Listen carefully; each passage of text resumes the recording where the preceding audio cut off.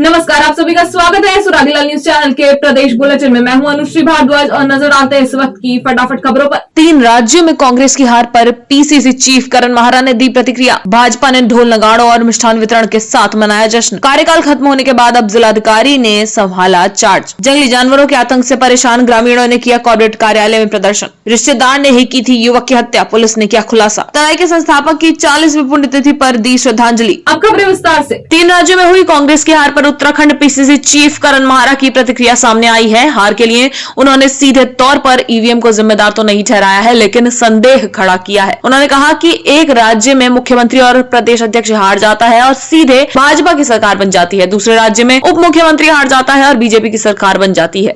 इससे स्पष्ट होता है कि कुछ न कुछ गड़बड़ी तो है, क्योंकि छोटे छोटे राज्य किसी और को दिए जाते हैं। संवाददाता सुनील राज की रिपोर्ट। तो सीधे सीधे 2-3 चीजें लगती है कि हमको एक तो बहुत ज्यादा मेहनत करने की आवश्यकता है और ज्यादा पेनिट्रेट करने की आवश्यकता है। दूसरा, ईवीएम को मैं सीधे तो नहीं कहूंगा, लेकिन कुछ ना कुछ तो है। मुख्यमंत्री हार जाता है एक स्टेट का और उसका प्रदेश अध्यक्ष हार जाता है और सरकार उनकी बन जाती है। एक स्टेट में उप मुख्यमंत्री हारता है और स्टेट में गवर्नमेंट बन जाती है।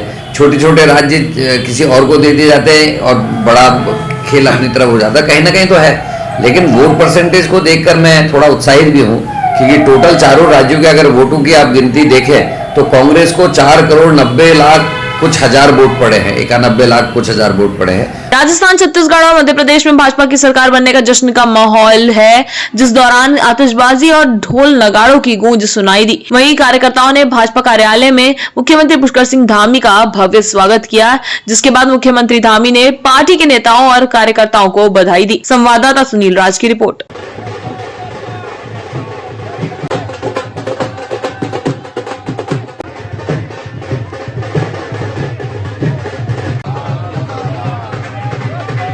2024 से पहले जनता ने अपने मन की बात बता दी है कि 2024 में मोदी जी के नेतृत्व में देश के अंदर प्रचंड बहुमत की सरकार बनने वाली है। जिस प्रकार से मध्य प्रदेश के अंदर सरकार दोबारा बनी है, रिपीट हुई है, ये सुशासन की जीत है।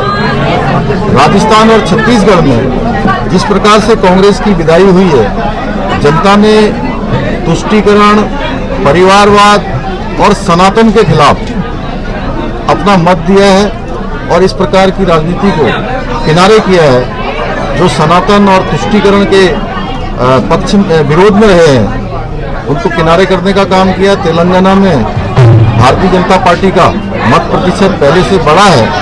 मैं सभी राज्यों में भारतीय जनता पार्टी की सरकार जहां निर्वाचित हो रही है, उनको मैं बधाई देता हूं, वहां के कार्यकर्ताओं को बधाई देता हूं। मोदी जी का मंत्र और जनता का विश्वास इस जीत का आधार है।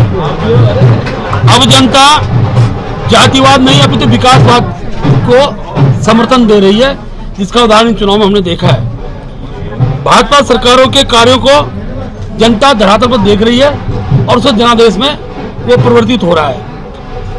किसी भी राज्य में और केंद्र में अब जनता केवल विकास चाहती है और विकास के लिए जनता मोदी जी के साथ है, भारतीय जनता पार्टी के साथ खड़ी है। इसका उदाहरण हम 4 में से 3 राज्यों में हमने देखा है। प्रदेश भर में नगर पालिका एवं नगर निगम या नगर पंचायत के अध्यक्ष पदों का कार्यकाल खत्म हो गया है। उसी क्रम में जनपद उधम सिंह नगर के जसपुर नगर पालिका और महुआ डाबरा नगर पंचायत का कार्यभार आज से उप जिलाधिकारी जसपुर गौरव चटवाल ने संभाला। जहां नगर पंचायत महुआ डाबरा में कई खामियां पाई गई, जिसके बाद उप जिलाधिकारी जसपुर द्वारा अधिशासी अधिकारी और कर्मचारियों के साथ बैठक की गई और कमियों को दूर करने के लिए दिशा निर्देश दिए गए। वहीं जिलाधिकारी जसपुर गौरव चटवाल ने बताया कि अध्यक्ष पद का कार्यकाल खत्म हो गया है और जिलाधिकारी द्वारा दिशा निर्देश दिए गए हैं कि प्रभारी अधिकारी के रूप में चार्ज लें, तो आज नगर पंचायत में चार्ज लिया गया है। संवाददाता दीपक चौहान की रिपोर्ट। बजट आता है, हर जगह आता है, आपको अभी नहीं क्या हमारे पास अपनी जगह आपको पता है कि जो नगर पालिका के अध्यक्ष का कार्यकाल था वो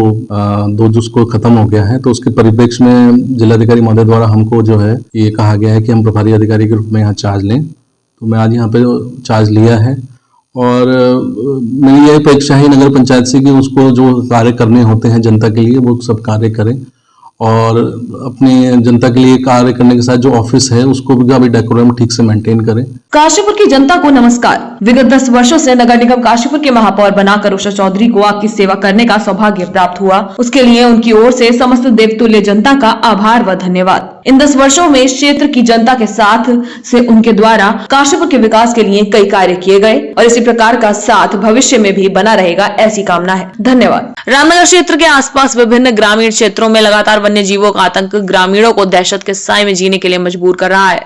अगर बात की जाए बाघ और गुलदार की, तो ये जानवर लगातार ग्रामीणों के पास भी मवेशियों को जहां एक और अपना शिकार बना रहे हैं, तो वहीं इंसानों को भी अपना निवाला बना चुके हैं। इसके अलावा जंगली हाथी ग्रामीणों के खून पसीने की कमाई से खेत में लगाई गई फसलों को भी लगातार चौपट कर रहे हैं, लेकिन संबंधित विभाग के अधिकारी ग्रामीणों को राहत देने में लगातार नाकाम साबित हो रहे हैं, जिसको लेकर ग्रामीणों का आक्रोश अब थमने का नाम नहीं ले रहा है, जिसके चलते दर्जनों ग्रामीणों ने जमकर नाराजगी जताते हुए धरना प्रदर्शन किया। संवाददाता राजीव अग्रवाल की रिपोर्ट। घास लकड़ी लेके आते हैं, अपने परिवार को पालते हैं, जानवरों को अगर पालते हैं तो हमें घास के लिए जंगल जाना। देखिए, कॉर्बेट प्रशासन इस बात को कह रहा है कि हमने 2 बाघ पकड़ लिए हैं, लेकिन हम इस बात को कहना चाह रहे हैं कि वहाँ पर सिर्फ 2 बाघ नहीं है, बल्कि वहाँ कई तेंदुए हैं, कई और अन्य बाघ हैं।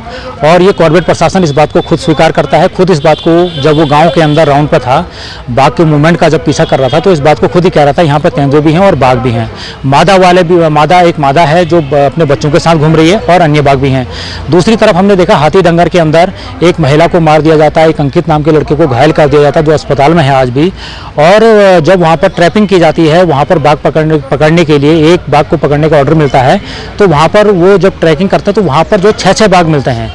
तो उसी तरह से हम देख रहे हैं कि कानिया के अंदर एक बाघ नहीं है, उस क्षेत्र में बहुत सारे बाघ हैं। बिल्कुल कॉर्बेट से लगा हुआ इलाका है, वहाँ पर सुबह शाम कई बाघ आते रहते हैं। विगत दिवस रामपुर रोड स्थित कत्था फैक्ट्री के पास खाने के ठेले पर बैठे युवक पर धारदार हथियार से वार कर हत्या कर दी गई थी, जिसके बाद पुलिस हत्यारोपी की तलाश में जुटी थी। आज पुलिस ने एक हत्यारोपी को गिरफ्तार किया है, जिसका खुलासा आज हल्द्वानी पुलिस ने कर दिया है। संवाददाता दीपक अधिकारी की रिपोर्ट। उसके पारिवारिक मामलों में दखल दिया करते थे। के टीपी नगर क्षेत्र में हत्या की घटना हुई थी, उसका आज पुलिस ने खुलासा किया है। इसमें जो मृतक अमित कश्यप है, उसका एक रिश्तेदार अरुण कश्यप इस मामले में गिरफ्तार किया गया है। और अरुण कश्यप ने, जो मृतक है, उसके पिता से नाराज होकर यह हत्या की है। वो मारने पिता को आया था, लेकिन गलती से पिता वहां पर नहीं था और अंधेरे का होने के कारण उसको ये पहचान नहीं आई कि ठेले पर कौन बैठा है, और उसके हाथों पुत्र का कत्ल हो गया। चाहे तो एक साथ होनी चाहिए, सब लोग एक साथ बैठना ही नहीं चाहते। पापा, try this. लो, सब लपक लिए।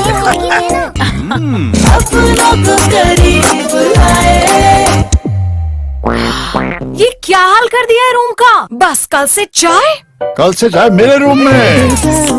देवर पान नमकीन।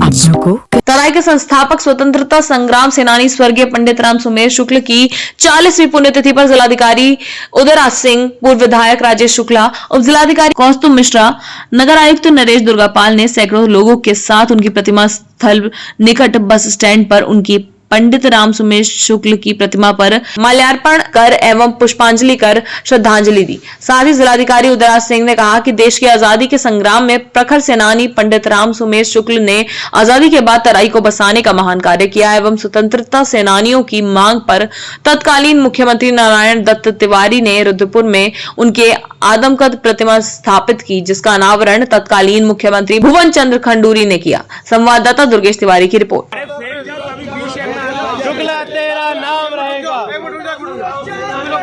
आज हम लोग पंडित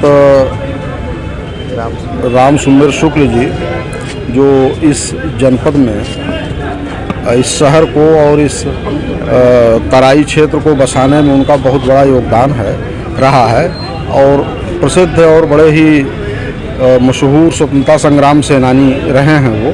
तो उनकी पुण्यतिथि पर आज माल्यार्पण किया गया है और हम सबका उद्देश्य यही है कि जो देश की आज़ादी के लिए जिन वीरों ने, शहीदों ने अपना समर्पण किया है, तो आगे भी हम लोग जिम्मेदारी है कि उस विरासत को बनाए रखें और मजबूत करें। राम सुमेर शुक्ल एक बहुत ही प्रखर सेनानी थे।